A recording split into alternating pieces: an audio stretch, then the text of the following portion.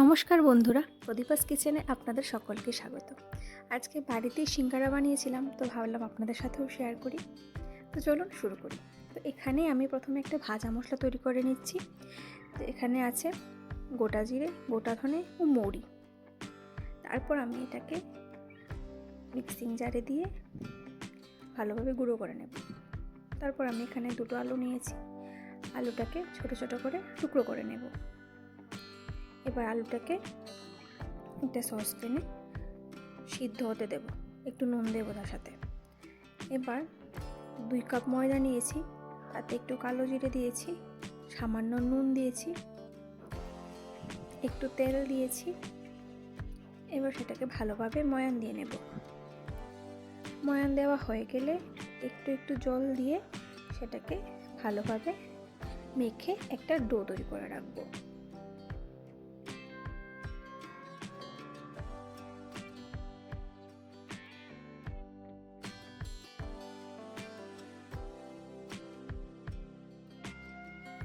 ময়দার ডোটাকে একটু শক্ত করে মাখতে হবে। আশা করি দেখে বুঝতেই পারছেন কীভাবে মেখেছি। এবার গ্যাসে প্যান বসিয়ে তাতে 2 টিস্পুন তেল দিয়ে দেব। তেল দেওয়ার পর কয়েকটা বাদাম ভেজে তুলে নেব। বাদামটাকে একটু ভালোভাবে ভেজে নিতে হবে, না হলে ভেতরে কাঁচা থেকে যাবে। তারপর ওই প্যানেই আবারও সামান্য তেল দিয়ে দেব। এবার 3টে শুকনো লঙ্কা ভালো করে ভেজে নেব। তারপর তাতে ফোড়ন দিয়ে দেব, 5 ফোড়ন দিয়ে 5 ফোড়নটাকে ভালোভাবে নেড়ে তাতে আদা ও কাঁচা লঙ্কা বাটা দিয়ে দেব।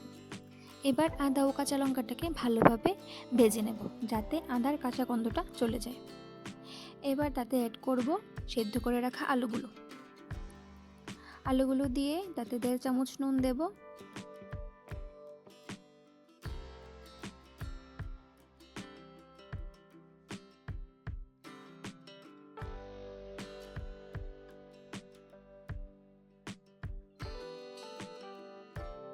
আলুগুলি ভাজা ভাজা হয়ে গেলে তাতে ভেজে রাখা বাদামগুলিও দিয়ে দেব। বাদামগুলি দিয়ে কিছুক্ষণ নাড়ার পর তাতে একটু জল দিয়ে দেব। আর হ্যাঁ, আলুগুলিকে চামচ দিয়ে একটু ভেঙে ভেঙে দেবেন, তাহলে পুরটা দেখতেও সুন্দর হবে। জলটা শুকিয়ে গেলে তাতে আগে থেকে করে রাখা ভাজা মশলাগুলো দিয়ে দেব। ভাজা মশলার ক্লিপটা আমি এখানে নিতে ভুলে গেছি, আপনারা দিয়ে দেবেন। তারপর এটাকে একটা বাটিতে নামিয়ে নেব। এবার ময়দাটাকে ভালোভাবে মেখে নিয়ে তার থেকে ছোট ছোট লেচি কেটে নেব। এবার একটা রুটি বেলে তাতে একটা ছুরির সাহায্যে 2 ভাগ করে নেব। 2 ভাগ করে নিয়ে একটা ভাগ হাতের মধ্যে নিয়ে 2 পাশ থেকে একসঙ্গে নিয়ে একটা চোঙের শেপ দিয়ে নেব। চোঙের শেপ দিয়ে সাইডগুলোকে ভালোভাবে সিল করব। তারপর পুরটা দিয়ে মুখটা ভালোভাবে সিল করে দেব। একটু এখানে জলের ব্যবহার করতে পারেন, আমি এখানে জলের ব্যবহার করেছি সিল করার জন্য, আপনারাও করতে পারেন। আশা করি দেখে বুঝতেই পারছেন কতটা সহজ বাড়িতে তৈরি করা সিঙ্গারা। এভাবে প্রত্যেকটা সিঙ্গারা আমি বানিয়ে